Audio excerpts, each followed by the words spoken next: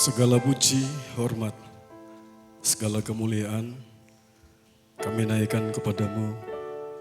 Engkau yang layak menerima pujian dan hormat kami.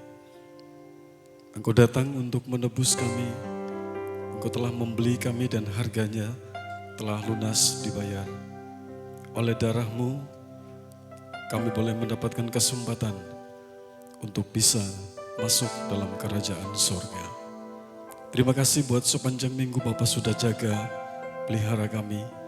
Dan pagi ini kami ada di sini, hati kami, pikiran kami, seluruh hidup kami persembahkan kepada Tuhan. Kami ingin memuji Tuhan, kami ingin menyembah Engkau, penyembahan dan pujian yang terbaik. Biarlah itu boleh menjadi dupa yang berbau harum. Engkau mencium itu sebagai sesuatu yang menyenangkan-Mu. Sehingga Engkau ada bersama-sama kami. Engkau memberkati setiap kegiatan ibadah kami. Agar kami benar-benar menikmati damai sejahtera yang daripada Tuhan.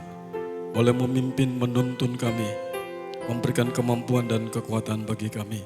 Sebelumnya kami mohon ampun atas segala dosa, pelanggaran, perbuatan kami, ucapan, pikiran kami, bahkan tindakan kami yang tidak menyenangkan Engkau. Roh Kudus, Engkau datang dan menuntun kami. Ampuni kami sehingga pagi ini kami layak untuk menghampiri takhta kemuliaan-Mu. Seluruh pelayan Tuhan yang sudah berlatih, yang akan ambil bagian dalam pelayanan pagi ini, kami menyerahkan ke dalam tangan-Mu. Lewat mereka, biarlah aliran kuasa Tuhan dialirkan kepada kami. Sehingga ibadah kami pada saat pagi hari ini ibadah yang luar biasa.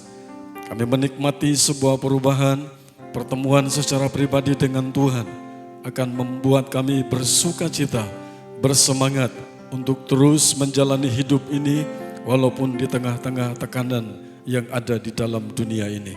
Kami berdoa dan kami menyerahkan ibadah kami pada saat pagi hari ini di dalam nama Tuhan Yesus Kristus. Anak-anak-Mu yang masih dalam perjalanan, Tuhan tolong pimpin, hantar mereka, lindungi mereka, sukacita, semangat yang baru Tuhan berikan bagi mereka.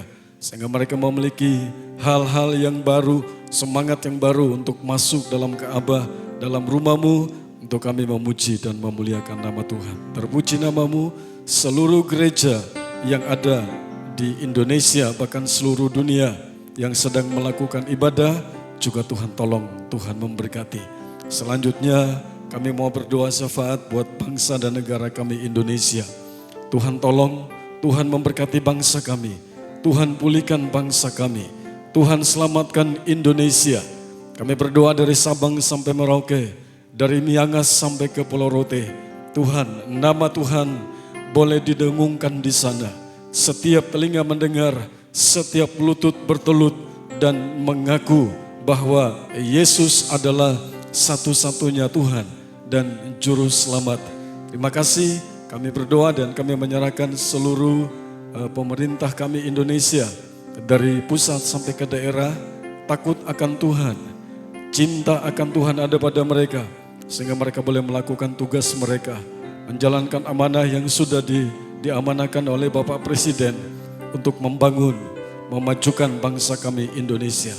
Kami berdoa buat seluruh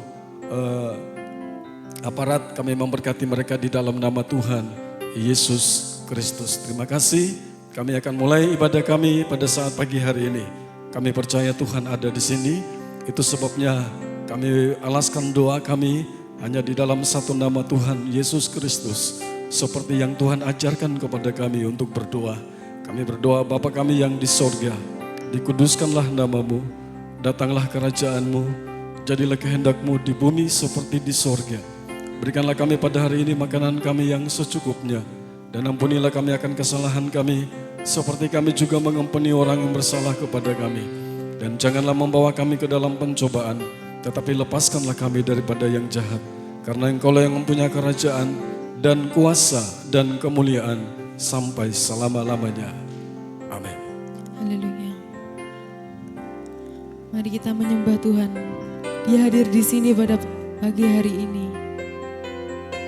Kami mau bersyukur kepada-Mu Tuhan. Kami mau berterima kasih atas hari-hari yang sudah Engkau berikan pada kami. Kesempatan yang sudah Engkau kasih kepada kami.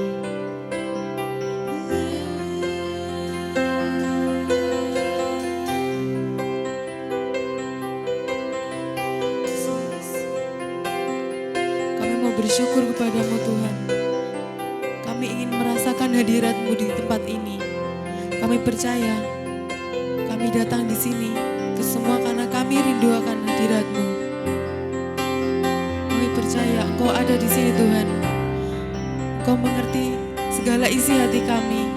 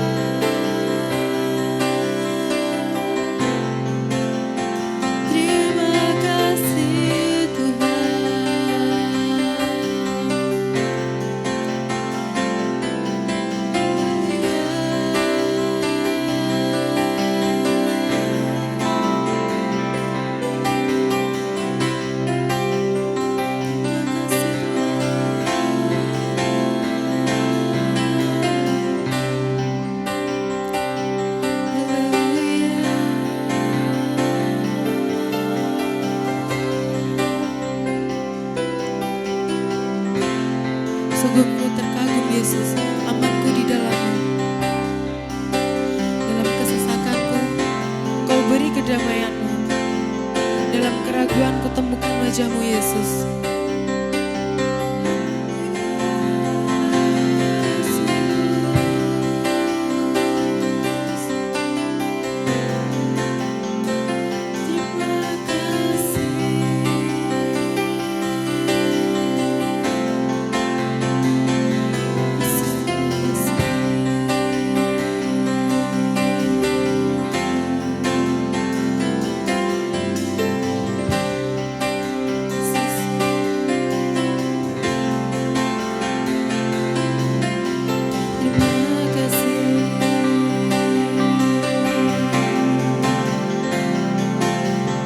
Kami sangat merasakan ya Tuhan, hadirat-Mu di tempat ini.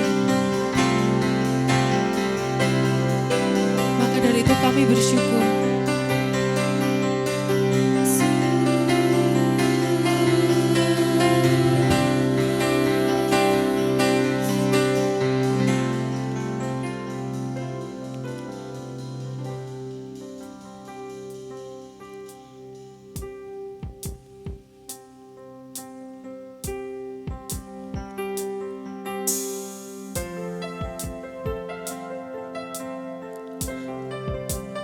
Kami percaya semua kekuranganku Kau pun tahu Yesus.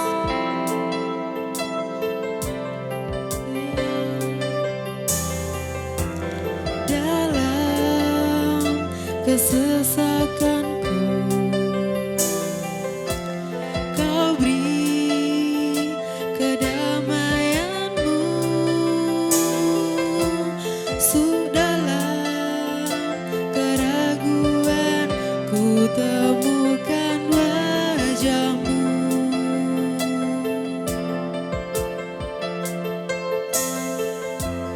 Dalam pengorbanan-Mu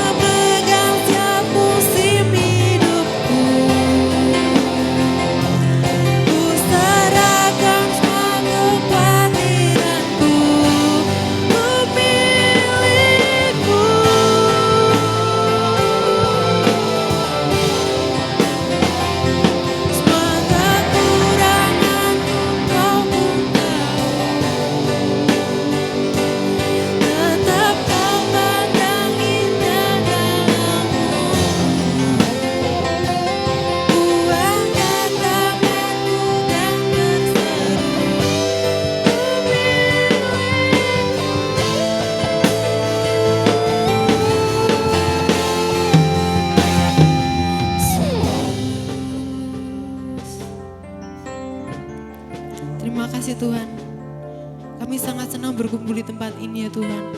Kami sudah menyembah-Mu Tuhan. Sebentar kami akan memuji nama-Mu Tuhan. Berikanlah kekuatan kepada kami agar bisa menyenangkan hati-Mu ya Tuhan. Terima kasih Tuhan. Haleluya. Amin. Shalom semuanya. Semua datang dengan penuh sukacita enggak? Coba tos kanan kiri. Berikan senyumanmu. Aku sukacita loh hari ini. Hawanya lumayan dingin ya. Walaupun dingin tapi itu bukan tolak ukur semangat kita untuk Tuhan. Mari kita pujikan. Ku diberi kuasa.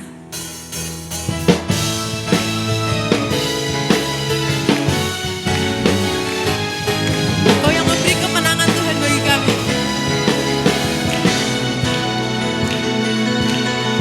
Ku diberi kuasa dari Raja Mulia, menaklukkan musuh di bawah kakiku. Ku pakai kuasa, ku pakai kuasa dari Raja Mulia.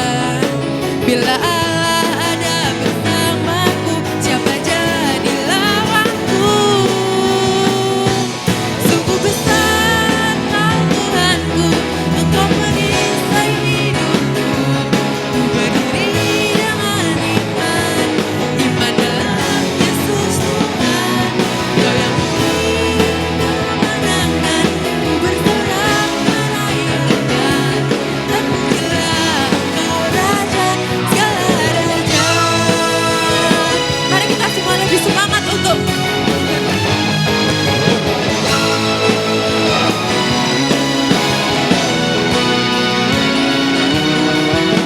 diberi kuasa dari Raja Mulia, menaklukkan musuh di bawah kakiku. Ku pakai kuasa dari Raja Mulia.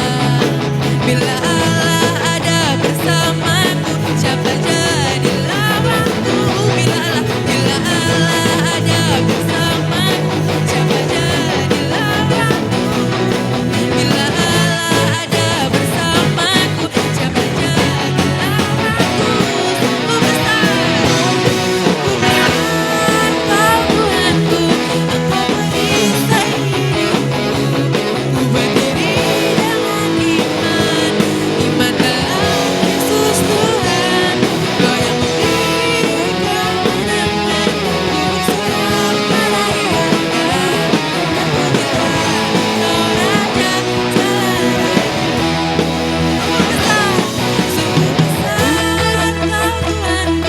Engkau perisai hidupku.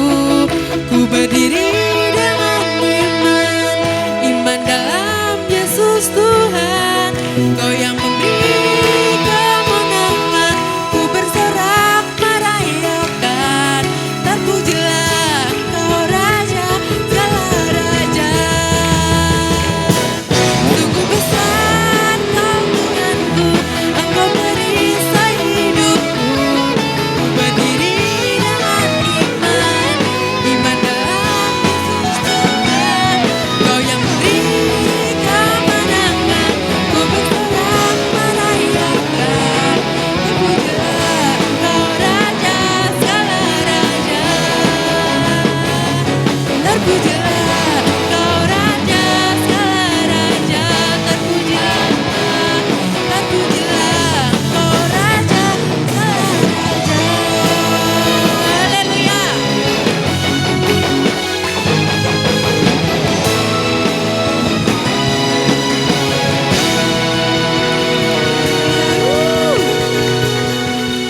Hawanya udah agak anget ya Bapak Ibu ya. Masih semangat kan untuk memuji nama Tuhan? Masih semangat kan untuk meninggikan lagi nama Tuhan? Agar Tuhan senang bisa melihat anak-anaknya memuji dengan gembira. Mari kita angkat pujian tinggi nama-Mu.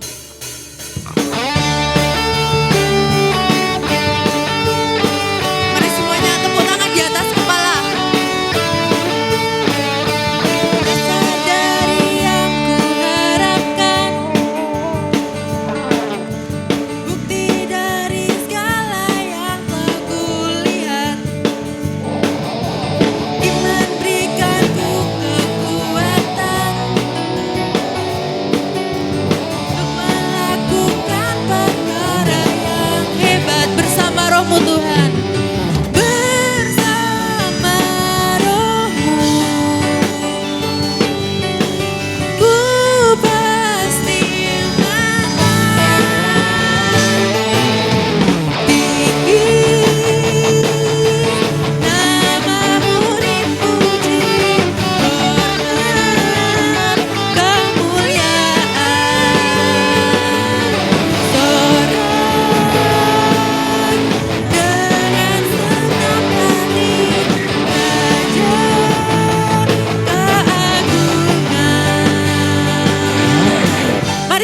lebih bersemangat lagi.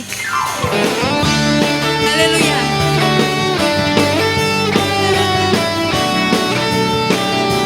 Akan biarkan pencobaan. Akan biarkan pencobaan melebihi batas kekuatanku. Kau yang berikanku Tuhan. Kau yang berikanku kemuliaan. Semakin serupa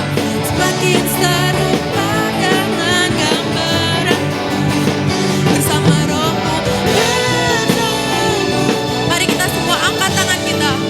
Ku pasti bisa. Ku pasti menang. Tinggi Tuhan, tinggi namamu dipuji.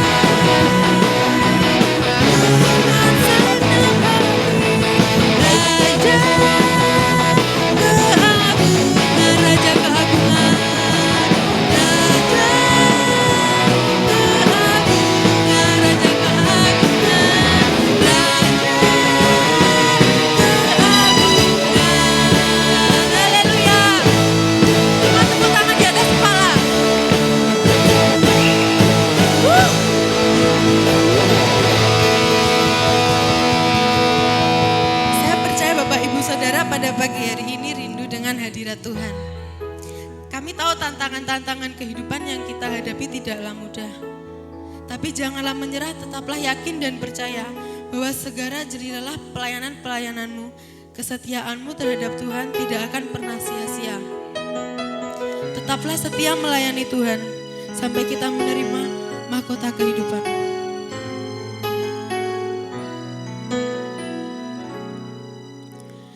Takkan pernah ku sesali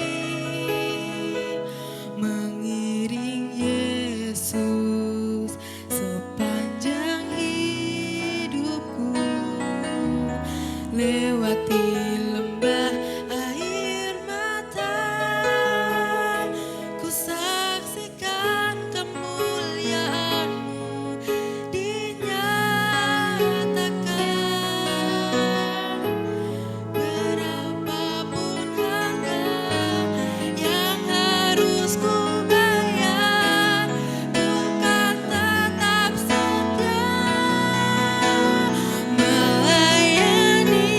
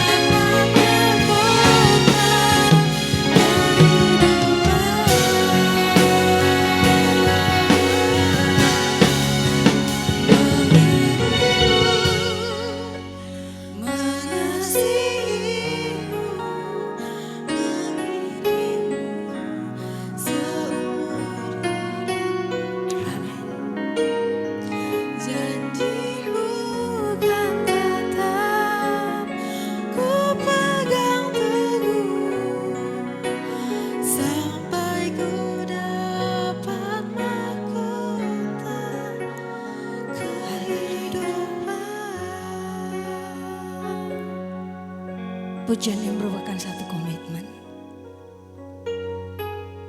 Bukan sekedar nyanyian.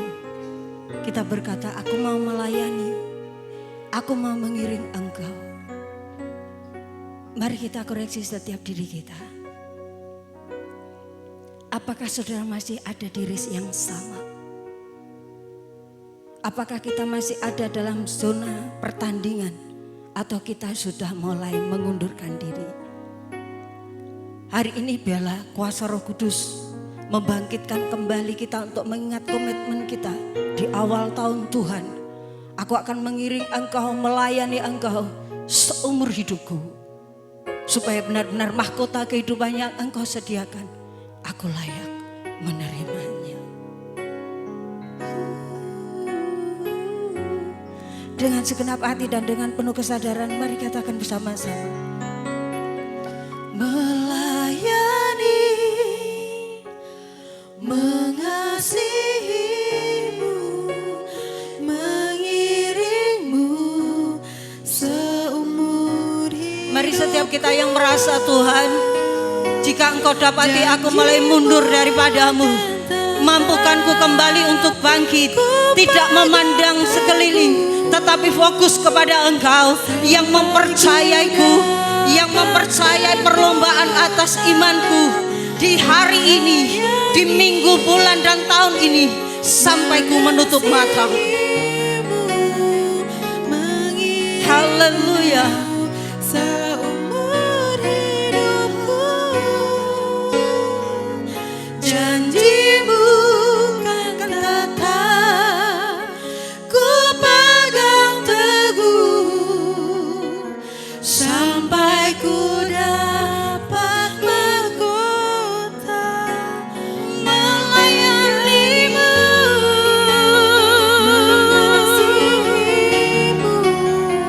mengiringmu seumur hidupku. Janjimu kan tetap ku pegang teguh, sampai ku dapat mahkota kehidupan. Janjimu, janjimu kan tetap ku pegang teguh, sampai ku dapat janjimu, janjimu kan tetap ku pegang teguh, sampai ku dapat mahkota kehidupanku.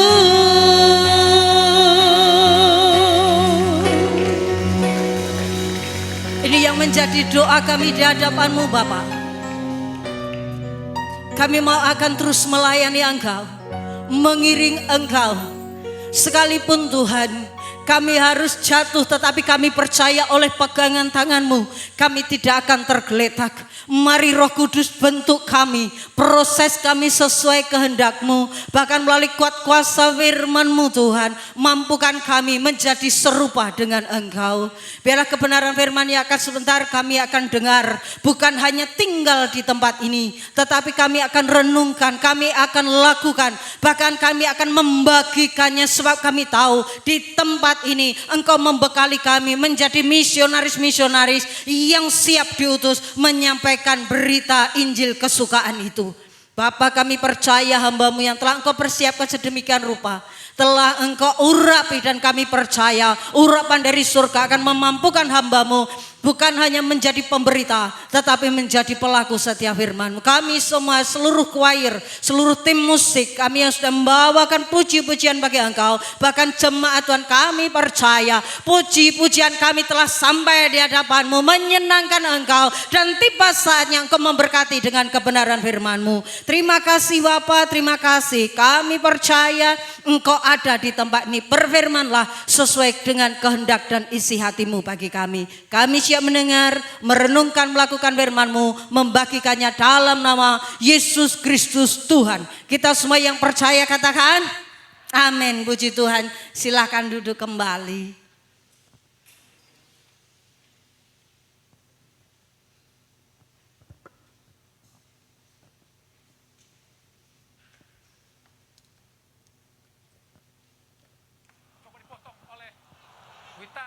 Haris Harun. Coba ke tengah, oh dicuri lagi. Evan Dimas Darmono. Evan Dimas. Oh, kita lihat Irfan Jaya. Kartu merah. Sayang Kartu sekali, merah. ya betul. Kartu merah. Kartu merah, otomatis kartu merah. Jelas kartu merah. Harus, ya. Ya, sangat disayangkan tentunya ya. Bagaimanapun juga kita masih unggul dan kemungkinan besar kita bisa memenangkan pertandingan kali ini. Sayang sekali ya, penyelamatan gemilang demi gemilang yang dilakukan oleh Hasan Suni terbayar dan harus dikeluarkan dengan hukuman kartu merah yang dia harus terima. Sudah bisa saya sebutkan, sudah selesai perjuangan Singapura setelah kartu merah didebarkan oleh Hasan Suni. Karena dengan demikian 8 pemain melawan 11 pemain. Kurang 3 pemain. Wow, sangat berbahaya apa yang dilakukan Hasan Suni. Sebuah peluang emas tentu saja buat Irfan Jaya digagalkan dengan sangat keras oleh Hasan Suni. Tidak ada kata lain dari wasit Hasim Maktum Ali Al-Hatmi adalah sebuah kartu merah. Sudah selesai nampaknya buat perjuangan. Selamat pagi. Kaget enggak? Bapak Ibu Saudara, khususnya bapak-bapak, ada yang masih ingat momen Indonesia yang ini? Itu momen ketika Indonesia kalah ya? Oh menang. Menang lawan mana? Lawan Singapura. Nah, di video ini tadi ada satu adegan yang tidak patut untuk ditirukan, yaitu nekling musuh. Ada yang pemain bola di sini selain Papa, Mas Rendra, Mas Yosua, Mas Andra. Ada yang suka bola? Suka nonton pertandingan sepak bola. Kalau nonton bola aja di rumah ada bola futsal. Nonton pertandingan sepak bola ada Bapak Ibu Saudara?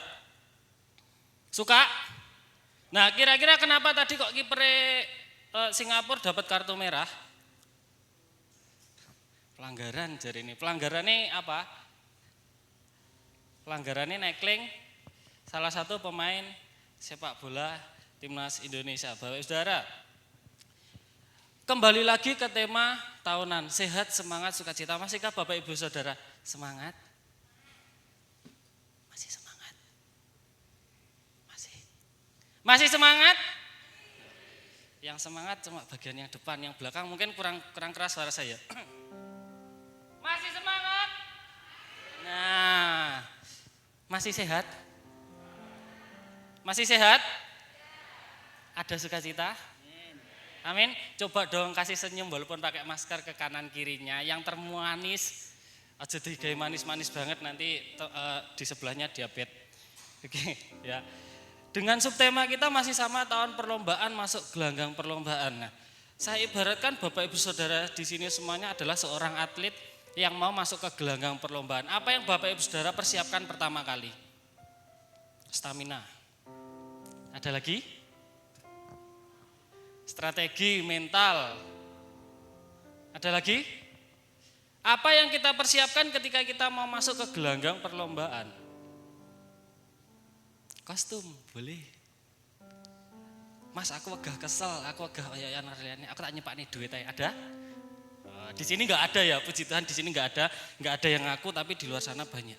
Nah, pagi hari ini kita akan belajar ada beberapa hal, beberapa kondisi yang dihindari seorang atlet, baik itu atlet sepak bola, atlet mungkin bola basket, bola pingpong, gitu, atlet balapan motor atau yang lain sebagainya, yang paling dihindari ketika mereka mau bertanding, ketika mereka mau memasuki satu gelanggang perlombaan. Nah, di sini ada gambarnya, ini Gelora Panataran 10 tahun ke depan, amin? Nah, amin lah, diamini bene Blitar di stadion bertaraf internasional, haleluya. Ada beberapa hal yang dihindari pemain ketika pemain itu mau bertanding.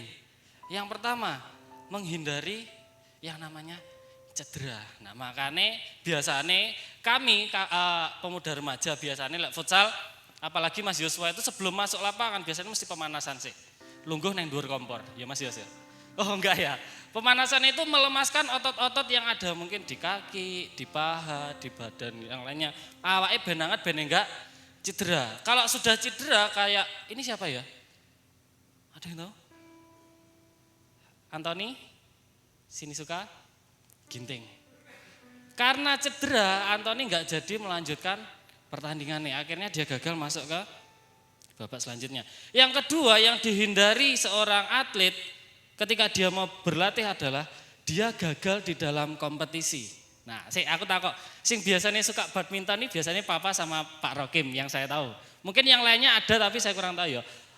Pak, kalau mau masuk ke timnas itu ada audisi ini enggak, Pak? Oke, pertanyaan nih. Kalau mau masuk Perseka Kids, tim sepak bola nih Papa itu, kalau mau masuk ada audisi ini enggak, Pak? Kalau Perseka Kids belum ada ya. Tapi kalau mau masuk ke timnas pasti ada audisi, ada tantangannya, ada ujian nih sebelum masuk, sebelum dipakai jadi atlet untuk mewakili Indonesia, mewakili mungkin kalau mau masuk Arema Mas Yandra ya. Oh Mas Yandra sakit. Mas Joni ya kalau mau masuk Persebaya pasti ada audisinya. Kalau gagal audisi dia nggak jadi masuk ke pertandingan, perlombaan yang harusnya diikuti. Nah akhirnya dia gagal deh. Yang ketiga, yang paling dihindari oleh seorang atlet adalah dapat kartu merah. Nah seperti yang video pertama tadi, kipernya Singapura, Hasan namanya kalau nggak salah. Dia melakukan satu pelanggaran yang berat. Kalau nggak dilanggar bisa saja Indonesia nambah 1 gol. Tapi karena dilanggar Indonesia nggak jadi ngegol nih. Nah, hal ketiga yang dihindari oleh seorang atlet ketika dia mau bertanding atau dalam pertandingan adalah dia mendapatkan kartu merah. Kenapa? Karena kalau dapat kartu merah dia harus keluar dari tempat perlombaannya itu lebih duluan. Harusnya 2 kali 45 menit. Ya kalau pertandingan sepak bola ya. Kalau futsal berapa menit Kak? Ada yang tahu futsal? 20 menitan. Tapi kalau sudah dapat 2 kali kartu kuning atau sama dengan 1 kartu merah, dia harus keluar duluan. Nah itu kalau sepak bola. Kalau di balapan yang paling dihindari adalah dapat black flag. Black flag atau bendera hitam ini. Nah ini ada nomornya 93. Ada yang tahu 93 nomornya siapa? Marc Marquez. Marquez di salah satu balapannya dia kena black flag. Black flag ini apa? Black flag ini adalah bendera yang dikeluarkan diikuti sama nomor pembalapnya supaya apa? Supaya nomor pembalap atau pembalap yang ada nomornya itu dia keluar dari lintasan lebih awal. Alasannya kenapa? Yang pertama, pembalap itu melakukan tindakan yang membahayakan untuk pembalap yang lain. Nah, contohnya beberapa waktu yang lalu kalau Bapak Ibu suka nonton MotoGP, Marquez sama Rossi singgung-singgungan, ya toh. Nah, karena keduanya saling merugikan, bisa dibilang begitu. Terus saling membahayakan, akhirnya mereka berdua dikasih penalti, ya toh.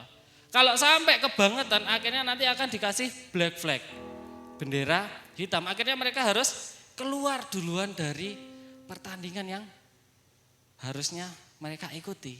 Nah, yang suka MotoGP lagi, minggu lalu di Mandalika ada balapan MotoGP, ya toh? Ada yang nonton? Ada yang nonton? Ya ampun, nggak ada yang nonton. Oh, Pak Rokim nonton. Kalau balapan di negara tetangga nonton, wih, engkau nek MotoGP neng Sepang, ya wis ndelok neng TV. Giliran neng negarane dhewe ndelok MotoGP neng ndi? Nang Mandalika. Eleh, paling mek gur koyo ngono tok. Kita juga harus bangga sama produk lokal, asik. Nah, di dalam balapan, khususnya di praktis, ketika mereka lagi latihan, Marc Marquez jatuh dan dia sampai kena cedera bahkan geger otak ringan. Nah, itu menyebabkan Marc Marquez tidak mendapatkan poin di dalam balapan MotoGP Mandalika kemarin. Nah, itu juga cedera yang dihindari, kecelakaan yang dihindari oleh pembalap atau oleh seorang atlet. Kalau kita di dalam gelanggang perlombaan kita masing-masing, apakah kita bisa kena kartu merah, bisa kena kartu kuning? Kira-kira bisa enggak? Kartu merah dan kartu kuning bisa diberikan kepada pemain yang melakukan pelanggaran. Kepada anak Tuhan ada enggak kartu merah dan kartu kuningnya? Nah, maka dari itu kita akan belajar pagi hari ini Bapak Saudara, firman Tuhan dengan satu tema, kartu merah atau kartu kuning. Nah, kartu merah atau kartu kuning, kita akan baca bersama di dalam 2 Samuel pasalnya yang ke-6, ayatnya yang ke-6 sampai ayatnya yang ke-7. 2 Samuel 6 ayat 6 sampai yang ke-7. Saya akan baca untuk kita semua. Ketika mereka sampai ke tempat pengirikan Nakon, maka Uza mengulurkan tangannya kepada tabut Allah itu, lalu memegangnya karena lembu-lembu itu tergelincir. Ayatnya yang ke-7. Maka bangkitlah murka Tuhan terhadap Uza, lalu Allah membunuh dia di sana karena keteledorannya itu, ia mati di sana dekat tabut Allah itu. Oke, kartu merah atau kartu kuning. Nah, kalau Bapak Ibu Saudara nanti baca di keseluruhan 2 Samuel pasal yang ke-6 ini diceritakan ketika Daud dia mau membawa tabut Tuhan itu pulang ke Israel dari perjalanan jauhnya, ya toh. Nah, ketika sampai di satu daerah, contohnya di sini kalau kita mau ke Kali Telu Limo, lewat sampingnya pos itu ada jalan rodok menggok, apalagi kalau habis hujan mesti rodok lunyu. Nah, sampai di situ lembu-lembu atau hewan yang menarik tabut Tuhan itu tergelincir. Akhirnya si Uza ini tadi dikatakan oleh firman Tuhan, dia mengulurkan tangannya kepada tabut Allah itu lalu memegangnya. Nah, Bapak Ibu Saudara, kira-kira kalau kita melakukan kesalahan di waktu kecil kita sama ibu atau sama orang tua kita, diapa nih? Dimarahi. Diapa nih? Mama rada sadis, diceples, dipukul, dijiwit. Diapa nih? Mungkin disayang ya. Enggak apa-apa, Le, kamu berbuat salah enggak apa-apa. Apakah seperti itu Ibu-ibu? Seperti itu Bapak-bapak? Enggak ya. Kalau ada anaknya berbuat salah, pasti orang tuanya menegur yang pertama ya toh. Le, aja, kalem. Yang kedua rodok banter.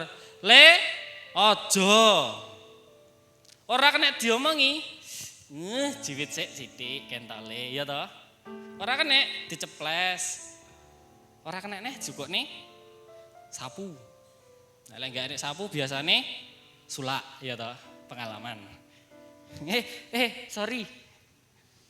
Nah, itu kartu kuning yang anak-anak terima dari orang tua. Kalau anak-anak berbuat kesalahan terus dibiarkan terus-terusan, apa yang terjadi?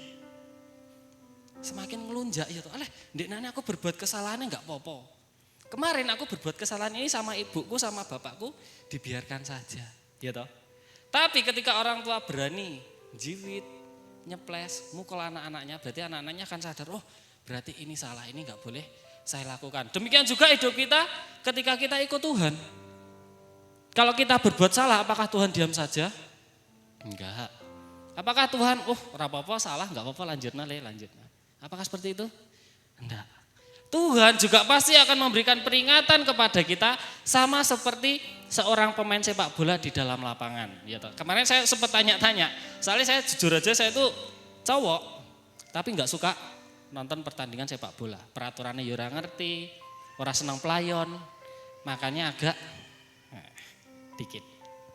Katanya pelanggaran yang dapat kartu kuning itu pelanggaran sing masih bisa diampuni lah, pelanggaran yang aduh konyowo istilahnya toh. Pelanggaran yang tidak terlalu serius itu bisa mendapatkan kartu kuning. Tapi kalau pelanggaran yang dilakukan itu sudah membahayakan lawan mainnya, misalnya dia nekel, nyeleding sampai berpotensi kakinya lawannya patah, bisa kena kartu merah.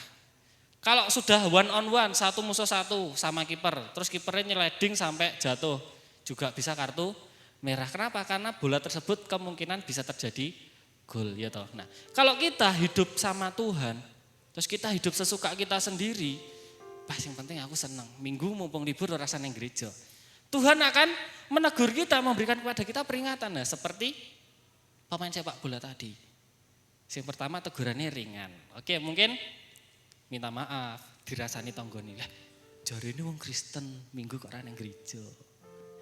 Ya toh? Dibesuki Bapak Ibu Gembala. Rasanya deg-degan gimana gitu Bapak Saudara mungkin ya. Saya enggak pernah dibesuki Bapak Ibu Gembala belas soalnya. Jadi saya enggak tahu rasanya kayak gimana. Mungkin sesekali saya perlu dibesuki biar tahu rasanya ya. Nah, atau setelah itu kalau kita masih membandel, Tuhan kasih peringatan yang lebih keras lagi. usaha kita, mungkin pekerjaan kita, atau mungkin sesuatu hal yang kita botne, yang dibotne mengalami oleng, jatuh. Itu mungkin peringatan dari Tuhan. Kalau kita masih terus-terusan enggak peka sama peringatannya Tuhan, lama-lama Tuhan juga, kalau mungkin saya sama anak-anak SD tuh, tak peringati pertama kali, saya masih senyum. Peringatan kedua, senyumnya rada hilang. Peringatan ketiga, lek serakan nek rada bengok. Ojo koyo ngono. Nah, seperti itu juga Tuhan. Pagi hari ini kita akan belajar. Di dalam gelanggang perlombaan pasti ada alasan kenapa kok ada kartu kuning dan ada kartu merah dikeluarkan oleh wasit. Apa alasan kartu merah atau kartu kuning itu dikeluarkan? Apa yang membuat kita sebagai anak Tuhan juga bisa mendapat kartu peringatan? Yang pertama, karena terjadi pelanggaran.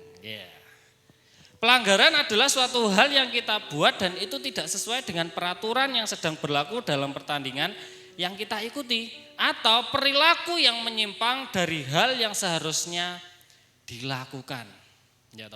Perilaku menyimpang dari hal yang seharusnya. Wayahe lek bal-balan ki bale loro, bale siji ya. Tapi karena mungkin salah satu pihak enggak setuju, akhirnya salah satu tim bawa bola masing-masing. Nah, apakah itu disebut pelanggaran? Ya, kenapa? Karena tidak sesuai dengan peraturan yang seharusnya dilakukan. Gitu. Pelanggaran itu bisa terjadi ketika kita di dalam dan di luar gelanggang perlombaan. Kok gitu Mas? Nah, saya juga sempat baca tadi kemarin Bapak Saudara. Katanya tahu pesepak bola siapa? Sing PSG yang mahal itu? Neymar. Nah, Neymar dia dikasih kartu kuning sama pelatihnya sendiri. Kenapa? Karena Neymar ini ketika dia mau berlatih pagi-pagi, dia pasti bau alkohol.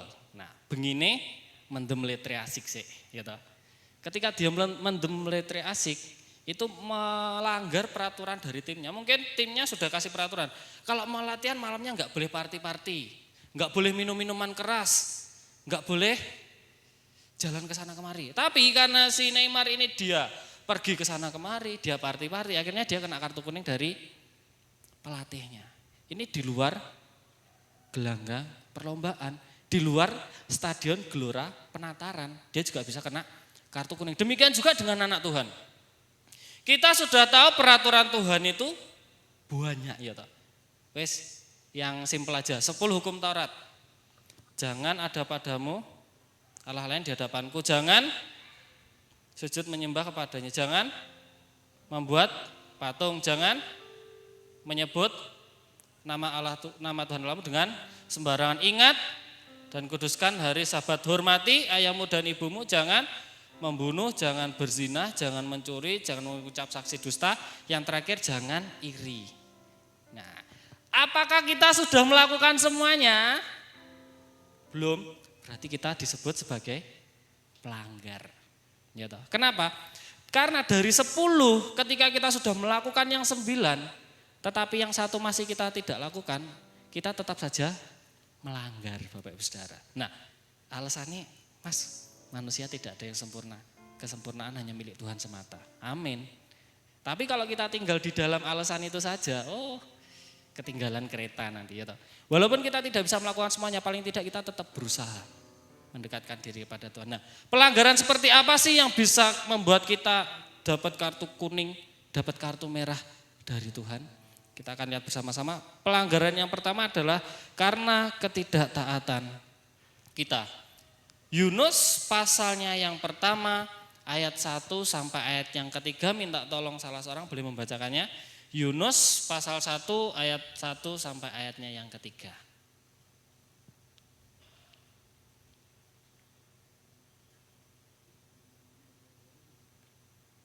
Enggak ada? Ya wis sak wacane dhewe. Yunus 1 ayat 1 sampai 3, datanglah firman Tuhan kepada Yunus bin Amitai demikian. Bangunlah, pergilah ke Niniwe, kota yang besar itu, berserulah terhadap mereka karena kejahatannya telah sampai kepadaku. Ayatnya yang ketiga, Tetapi Yunus bersiap untuk melarikan diri ke Tarsis jauh dari hadapan Tuhan. Ia pergi ke Yafo dan mendapat di sana sebuah kapal yang akan berangkat ke Tarsis. Ia membayar biaya perjalanannya lalu naik kapal itu untuk berlayar bersama-sama dengan mereka ke Tarsis jauh dari hadapan Tuhan. Alasan yang pertama, pelanggaran yang bisa kita buat adalah ketika kita tidak taat kepada Tuhan. Yes. Kalau berbicara ketidaktaatan, kabeh langsung doingkluk ya. Apakah semuanya sudah taat? Sedang berusaha mas, puji Tuhan. Tapi aja bilang, belum mas, nyapa? Males, enggak disik.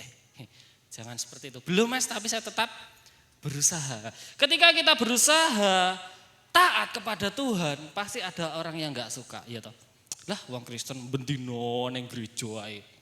Senin ibadah, Rebo neng gereja, ibu-ibu kemis neng gereja neh, Jumat Jumat terakhir neng gerejane pindho jam 4 karo jam 6. Sing nom-nom kae neng gereja ben malam minggu nyapo. Pendak minggu neng gereja.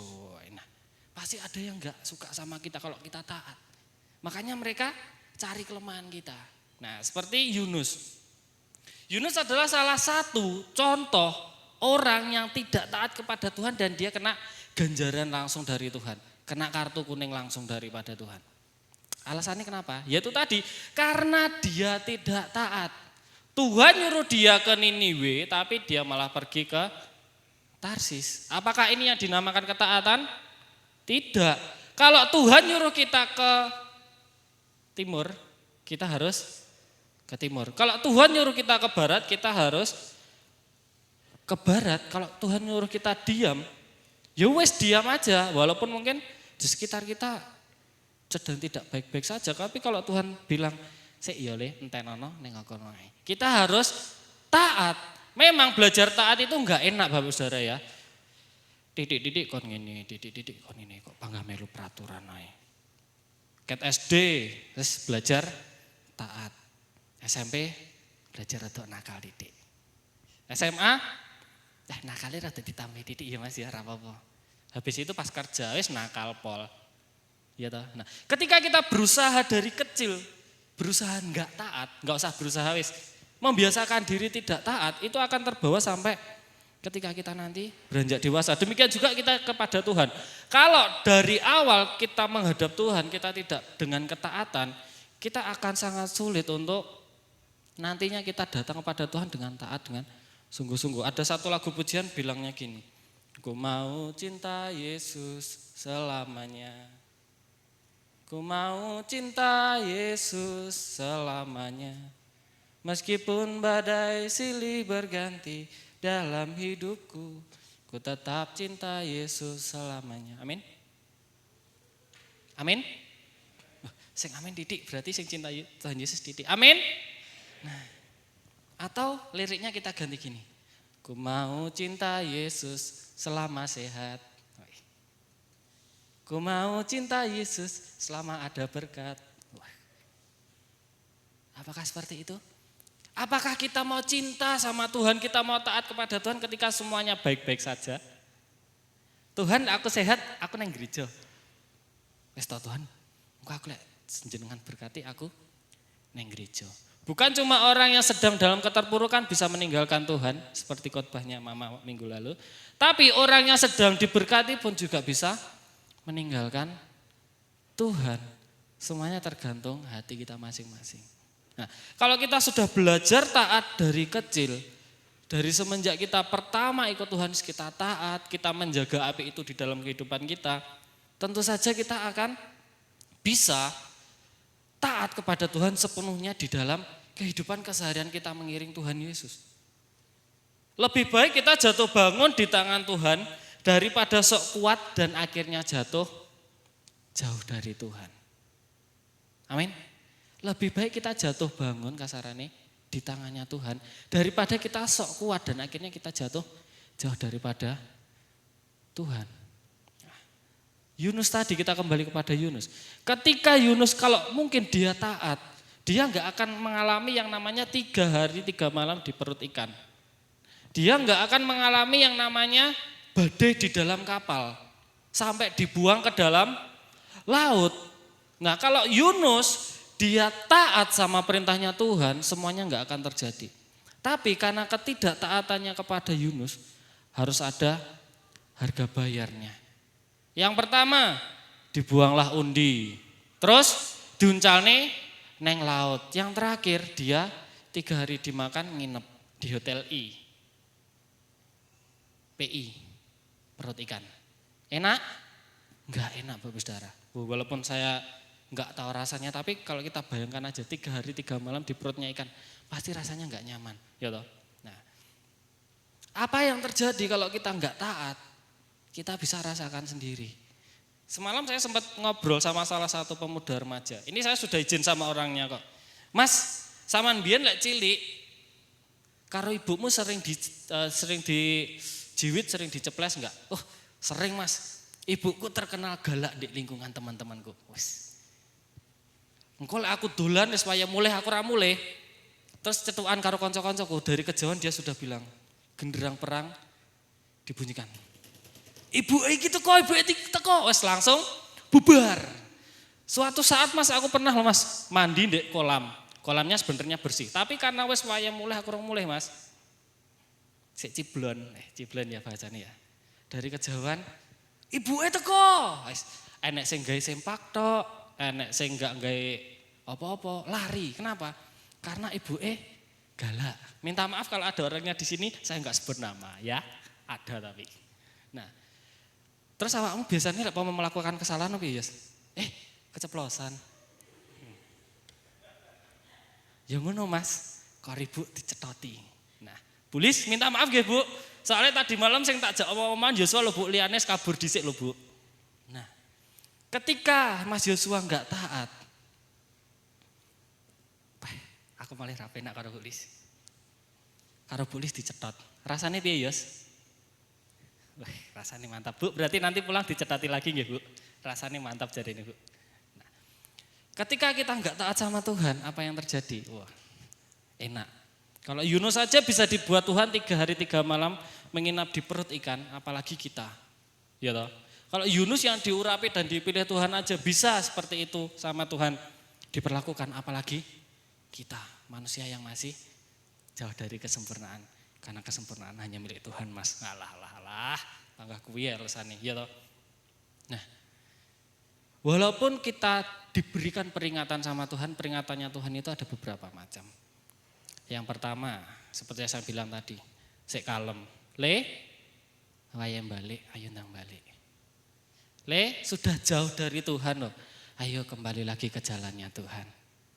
Kalau kita tetap saja enggak peka, kita enggak pergi kepada Tuhan ketika Tuhan memberikan peringatannya kepada kita, kartu merah bisa diberikan kepada kita. Nah, tinggal sekarang kita mau pilih yang mana. Apakah kita mau milih, wis Tuhan aku yang kartu kuning wis cukup Tuhan. Wis Tuhan aku jadi kartu sik Tuhan. Aku wis peka Tuhan, aku tak balik lagi Tuhan. Atau sampai kartu merah dulu. Baru kita mau kembali kepada Tuhan. Ya toh? Kartu ini diberikan supaya pemain yang sudah melakukan pelanggaran, dia bisa berhati-hati. Kalau pemain sudah kena kartu kuning, pasti dia kalau mau melakukan pelanggaran yang kedua, yang ketiga, yang keempat, mikir-mikir toh. Engko aku lek kena kartune piye ya? Engko aku kan metu dhisik. Engko aku kan bayar denda bare ya toh. Nah, apalagi kalau sudah kena kartu merah. Nah, saya juga sempat tanya-tanya. Kalau pemain kena kartu merah 2 kali dia nggak boleh ikut pertandingan, ya toh. Nah, sudah rugi lagi buat dirinya sendiri dan juga buat timnya. Apalagi kalau dia pemain intinya. Nah, sekarang kembali lagi pilihan kita. Apakah kita mau ikut Tuhan, taat sama Tuhan sungguh-sungguh, atau mau kenaan kartu sik baru taat sama Tuhan sungguh-sungguh. Yang kedua, apa sih pelanggaran yang bisa membuat kita mendapat kartu dari Tuhan? Yang kedua adalah menyepelekan Tuhan atau tidak dengan sungguh-sungguh menaruh pengharapan dan kepercayaan kita kepada Tuhan. Kita baca Keluaran pasalnya yang ke-20, ayatnya yang ke-3 sampai ayatnya yang ke-6. Nah, ini berbicara tentang 10 hukum tadi. Jangan ada padamu Allah lain di hadapanku, jangan membuat bagimu patung yang menyerupai apapun yang ada di langit di atas, atau yang ada di bumi di bawah, atau yang ada di dalam air di bawah bumi. Jangan sujud menyembah kepadanya atau beribadah kepadanya, sebab aku Tuhan Allahmu adalah Allah yang cemburu, yang membalaskan kesalahan bapa kepada anak-anaknya, kepada keturunan yang ketiga dan yang keempat dari orang-orang yang membenci aku. Ayat yang ke-6, tetapi aku menunjukkan kasih setia kepada beribu-ribu orang, yaitu mereka yang mengasihi aku dan yang berpegang pada perintah-perintahku. Yang kedua, ketika kita tidak dengan sungguh menaruh pengharapan kita kepada Tuhan, atau dalam tanda kutip kita sedang menyepelekan Tuhan, kita bisa dikartu sama Tuhan. Ada yang mau dikartu sama Tuhan? Ada yang mau kena kartu kuning dulu?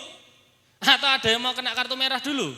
Baru mau balik kepada Tuhan, atau mau dengan sukarela, dengan sukacita kembali kepada Tuhan. Nah, menyepelekan ini tidak selalu berbicara tentang tidak menghargai orang, terus anak ngomong nyi. Ketika kita tidak menghargai orang bukan hanya seperti itu, tapi ketika kita tidak menaruh pengharapan kita sungguh-sungguh kepada Tuhan, sama saja kita dengan menyepelekan Tuhan. Lah, jari ini wong kae Tuhan bisa menyembuhkan. Aku 3-4 tahun sakit kok enggak disembuhkan yo. Mosok Tuhan ini berkuasa tenan. Lah, mosok. Lah jari ini Tuhan bisa memulihkanku dari keterpurukan. Tapi semenjak Covid sampai saiki kok panggang ngene ae uripku. Jari ini karo Tuhan dipulihkan. Nah, itu berarti Tuhan itu bukan Tuhan yang penuh dengan kuasa. Nah, ketika kita menyepelekan Tuhan, Tuhan bisa saja memakai segala sesuatu untuk menegur kita, ya toh. Kalau kita dengar kesaksian orang lain mungkin kita bilang, lah, ya mesti lah kayak kecilik melu Tuhan kok. Kecilik kayak wis Kristen kok. Kan aku Kristenku sik ndeknane. Nah, berapa lama kita mengiring Tuhan itu bukan menjadi tolak ukur kita untuk kita bisa merasakan kasih karunia Tuhan. Tapi seberapa dekat hubungan kita dengan Tuhan, seberapa intim hubungan kita dengan Tuhan, itulah yang membuat kita bisa merasakan kasih Tuhan. Nah, jadi sekarang jangan lagi bilang, wah jari ini kayak Tuhan iso, padahal ya ora. Tahu ini kapal apa? RMS Titanic. Basa Jawa ini Titanic ya. Lek bahasa Inggrisnya Titanic. Titanic. Yang buat Titanic bilang gini, Tuhan pun gak akan bisa menenggelamkan kapal ini. Tuhan pun tidak akan bisa menenggelamkan kapal ini. Tuhan pun tidak akan bisa menenggelamkan kapal ini. Yang bilang siapa? Yang buat kapal, sing duwe kapal. Tapi apa yang terjadi? Di pelayaran perdananya, di pelayaran yang pertama, ngisin-ngisini. Jari ini rasa mendelep. Dadi bae saiki ya mendelep. Kenapa? Karena dia menyepelekan Tuhan. Sudah terlalu banyak contoh kalau Bapak Ibu Saudara mau lihat. Orang-orang yang menyepelekan Tuhan mungkin awalnya mereka hidupnya senang, baik-baik saja. Tapi di kemudian hari mereka akan membayar harganya. Gitu. Kayak lagu tadi, berapapun harga yang harus kubayar, ku kan tetap setia melayani. Nah, berapapun harga yang harus kita bayar, kalau kita mau membayar harga ikut Tuhan, walaupun Tuhan gak pernah janji, melu aku mesti jalani mulus jalan tol. Melu aku mesti berkati terus-terusan. Melu aku mesti sehat walafiat tanpa ada penyakit.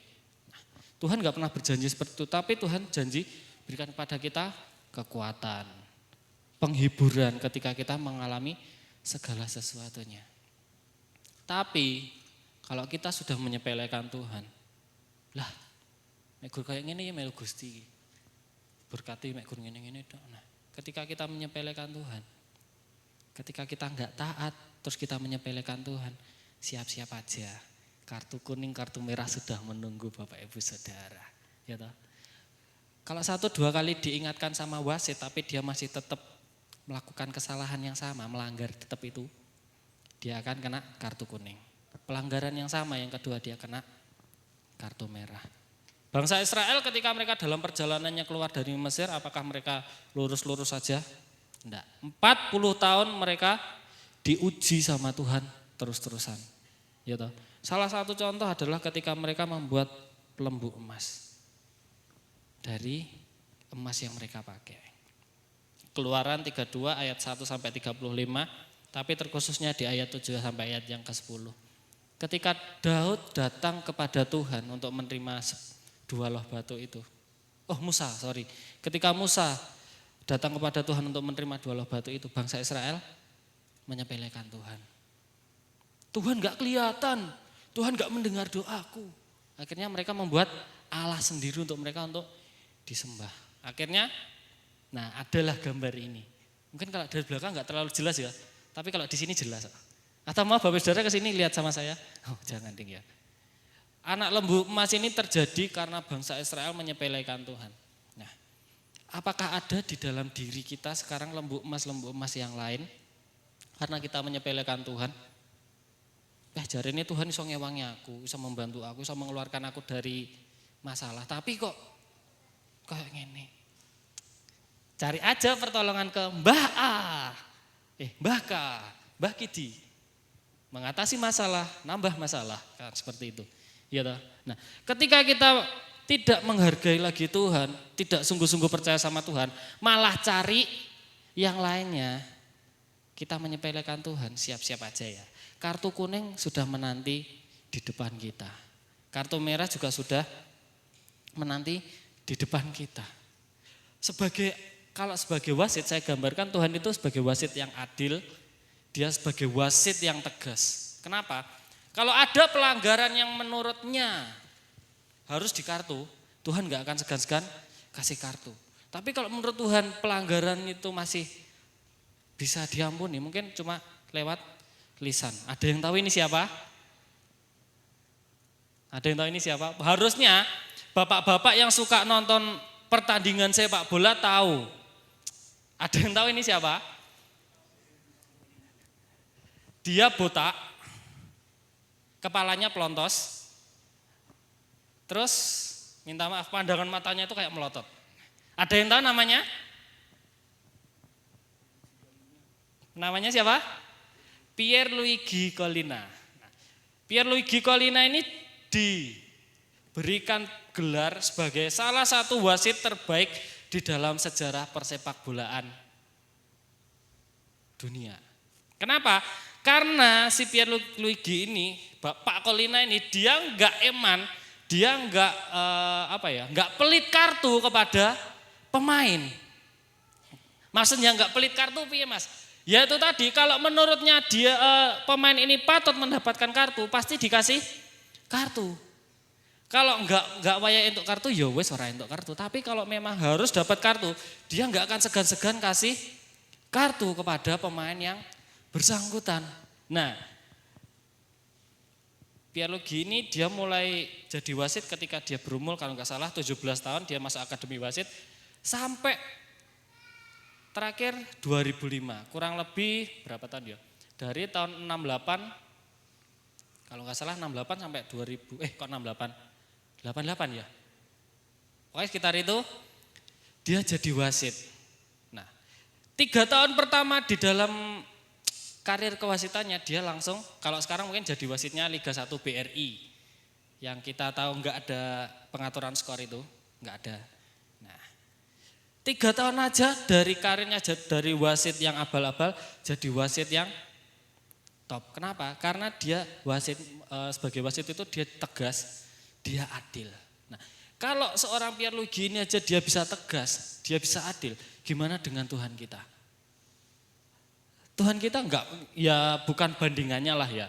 Tapi kalau sebagai wasit, Tuhan itu pasti jadi wasit yang adil, jadi wasit yang tegas di dalam kehidupan kita. Makanya kalau kita masih mau ikut Tuhan, jangan ikut Tuhan itu setengah-setengah. Lek Minggu melu Tuhan, Senin sampai Rebo melu Mbah A, Kamis sampai Sabtu melu Mbah B, engko Minggu melu Tuhan ya. Bukan seperti itu yang Tuhan inginkan, tapi ketika kita ikut Tuhan, kita harus sungguh-sungguh menyerahkan seluruh kehidupan kita sama Tuhan. Nah, salah satu pemain sepak bola dengan kartu merah terbanyak di dalam kehidupannya adalah Sergio Ramos. Sergio Ramos itu dia pernah mendapatkan 3 34 kartu merah. Tapi dia masih dipakai sepak bola sampai sekarang. Kenapa? Karena kalau sepak bola kan kartu merah cuma nggak boleh bertanding 2 kali. Mungkin nanti ada denda. Tapi kalau kita kena kartu merahnya Tuhan sampai 34 kali, bukankah kita bisa disebut orang yang bebal? Ya toh. Dapat kartu kuning aja harusnya kita sudah kembali kepada Tuhan. Kalau enek kartu orange saya kartu abang Tuhan, ya toh. Sing rada keras Tuhan aja langsung keras Tuhan. Tapi ketika kita sungguh-sungguh tidak mengindahkan peringatan Tuhan, kartu merah yang dari Tuhan itu enggak akan segan-segan diberikan sama Tuhan. Nah, apa sih kartu merahnya dari Tuhan itu yang bisa kita terima dalam hidup kita? Yang pertama adalah kita diizinkan mengalami pergumulan. Nah, kita diizinkan mengalami pergumulan. 2 Samuel 12 ayatnya yang ke-18, ketika Daud merencanakan hal yang tidak berkenan kepada Tuhan, Daud mendapat peringatan keras dari Tuhan. Ketika Daud dan Batsyeba mereka sudah melakukan kesalahan, mereka merencanakan sesuatu yang jahat kepada Uria, akhirnya Tuhan memberikan kartu merah secara langsung. Kartu merahnya apa? Anaknya Daud langsung meninggal di hari ke-7 setelah kelahirannya. Ada lagi si Yunus itu tadi. Setelah Yunus pergi dari Yafo dia mau ke Tarsis, sama Tuhan langsung dikasih kartu kuning sik. Kartu kuning sik ya le. Ada badai dimasukkan ke perut ikan, baru dia ikut jalannya Tuhan. Mungkin kalau sekarang Bapak Saudara sedang menilik di dalam hati Bapak Saudara masing-masing, pergumulan ini kira-kira dari Tuhan untuk mengingatkan aku atau untuk menegur aku. Apakah teguran ini, pergumulan ini diizinkan Tuhan karena aku sempat bebal, karena aku sempat enggak taat, karena aku sempat menyepelekan Tuhan atau enggak? Nah, hanya kita sendiri dan Tuhan yang tahu, Bapak Saudara. Ketika kita tidak dengan sungguh-sungguh taat, ketika kita menyepelekan Tuhan, yang pertama, pergumulan itu sama Tuhan diizinkan. Ya toh? Pergumulan itu sama Tuhan diizinkan. Kalau saya ini sudah sering kali saya ceritakan ya. Saya pernah melakukan suatu kesalahan yang menurut yang menurut mama itu kesalahan yang fatal. Akhirnya saya 2 hari, waktu itu saya SMK sekolah rantuk nggawa motor Bapak Saudara. Bayangkan ke sekolah di Blitar, pedah ngungklik. Nah itu kartu merah yang saya dapat dari mama, kartu kuning. Kalau kartu merah mungkin nanti dicoret dari kakak. Tapi jangan sampai nanti saya keluar sendiri mah. Ya. Doakan tahun depan, amin. Loh. Ya. Kartu merah itu yang bisa kita terima dari Tuhan. Ketika kita sudah diberikan peringatan sing alon, enggak dirungokne. Ketika kita sudah diberikan sing rada keras, enggak dirungokne. Kartu merah diberikan kepada kita ketika kita tidak bisa lagi diingatkan. Yang kedua adalah kartu merah yang kedua yang bisa kita terima dari Tuhan. Nah, mesin biasanya di pom bensin atau pom ini. Mulai dari 0 ya. Nah, kita akan dinolkan lagi oleh Tuhan. 2 Tawarikh 26 ayatnya yang ke-16 sampai ayatnya yang ke-23. Mungkin nanti Bapak Ibu Saudara bisa baca di rumah atau sudah dibaca yuk. Ini tentang Raja Uzia. Raja Uzia yang diurapi Tuhan, yang dipakai Tuhan untuk menjadi Raja Israel. Ketika dia sudah menjadi kuat, akhirnya dia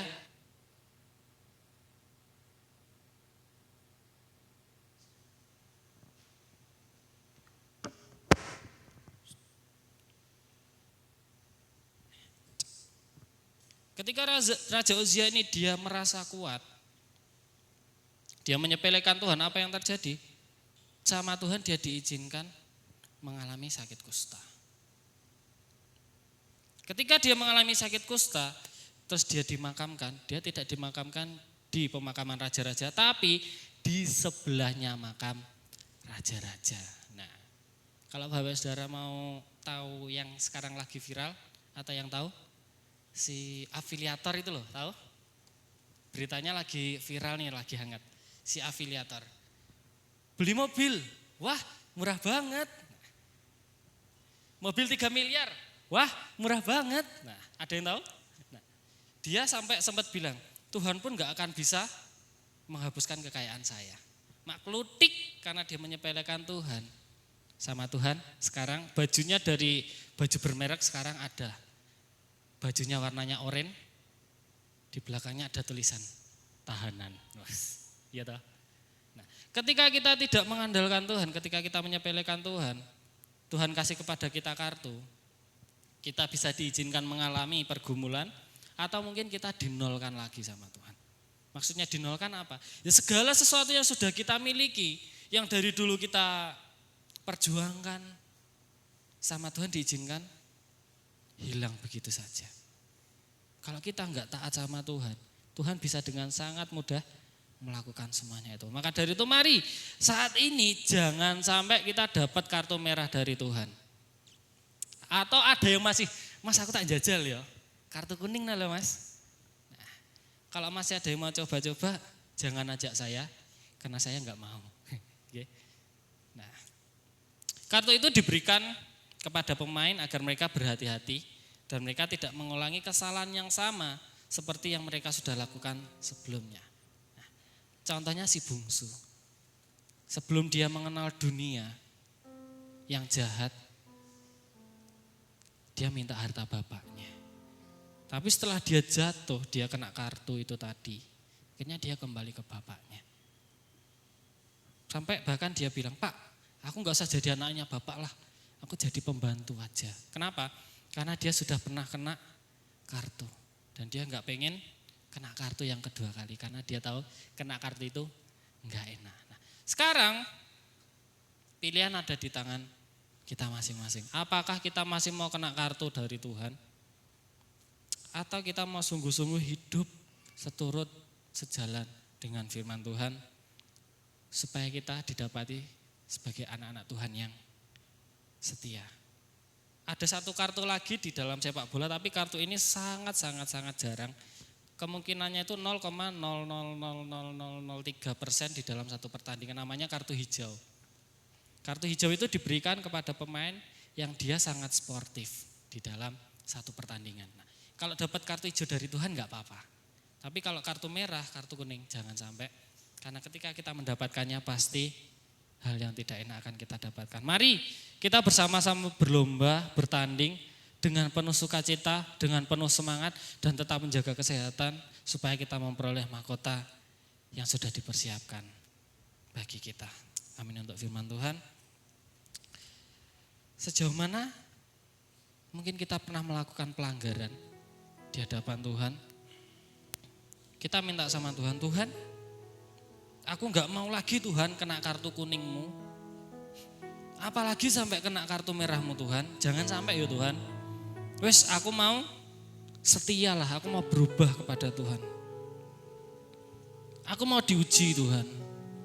Supaya nanti ketika Engkau menguji aku Engkau dapati sebagai anak-anakmu yang layak, anak-anakmu yang setia. Dan supaya ketika nanti Engkau memanggil aku siap. Haleluya. Kita mau katakan, ujilah aku Tuhan, cobalah aku Tuhan. Aku Tuhan, cobalah aku Tuhan, selidiki batinku dan hatiku,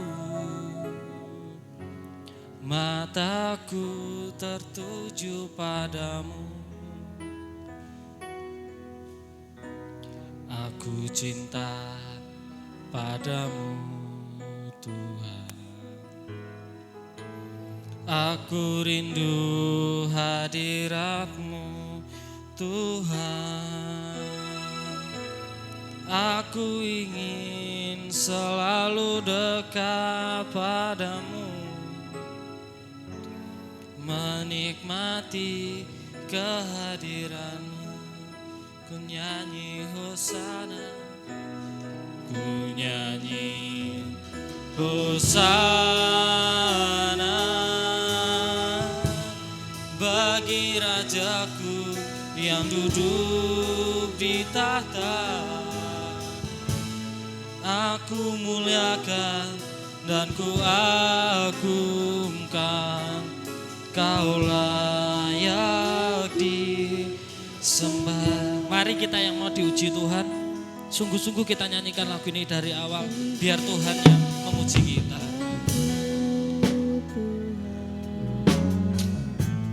Cobalah aku Tuhan, selidiki batinku dan hatiku. Mataku tertuju padamu, aku cinta kepadamu, aku cinta padamu. Aku rindu hadirat-Mu Tuhan. Aku ingin selalu dekat padamu, menikmati kehadiran-Mu. Ku nyanyi hosana, ku nyanyi hosana bagi Rajaku yang duduk di tahta. Aku muliakan dan ku agungkan, Kau layak ku nyanyi hosana, ku nyanyi hosana bagi Rajaku yang duduk di tahta. Aku muliakan dan ku agungkan, Kau layak disembah. Ku nyanyi hosana, hosana bagi Rajaku yang duduk di tahta. Aku muliakan dan ku agungkan, Kau layak disembah. Yang tahu kita sedang ada di mana hanya diri kita sendiri dan Tuhan. Mari Bapak Saudara, sekarang kita ingat lagi, apakah dalam hidup kita saat ini kita sedang melakukan sesuatu yang tidak berkenan pada Tuhan? Mungkin kita mulai gak taat dari hal yang kecil. Mungkin kita mulai menyepelekan Tuhan dari hal yang kecil. Tapi ketika kita memulai dari hal yang kecil itu, semuanya bisa jadi besar. Kalau kita tidak menyerahkan semuanya pada Tuhan. Mari, kalau memang kita sedang ada di dalam fase itu, kita minta ampun sama Tuhan, kita minta maaf sama Tuhan. Kita mau bilang sama Tuhan, Tuhan, aku mau berbalik. Aku mau ikut lagi jalan-Mu Tuhan. Aku gak mau lagi hidup menurut keinginanku sendiri. Tapi aku mau menyenangkan Engkau Tuhan. Biarlah di dalam kehidupan kita didapati sebagai anak-anak Tuhan. Sebagai pemain-pemain di dalam ladangnya Tuhan. Yang berkenan kita bisa jadi pemain andalannya Tuhan. Haleluya. Sekali lagi kita mau katakan, Tuhan, aku mau menyanyikan hosana bagi nama-Mu. Aku mau menyanyikan hosana. Ku nyanyi hosana bagi Rajaku yang duduk di tahta. Aku muliakan dan ku agungkan, Kau layak ku nyanyi hosana, oh, ku nyanyi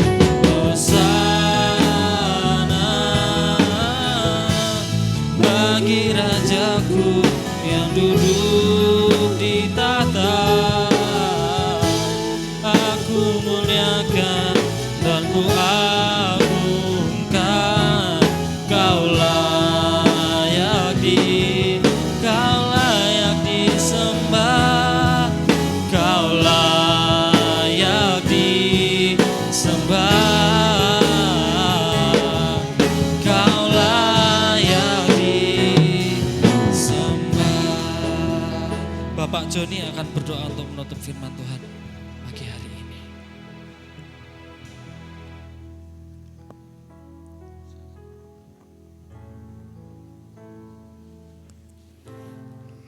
Mengucap syukur untuk segala kemurahan-Mu Tuhan. Bapa, begitu sayangnya Engkau pada kami.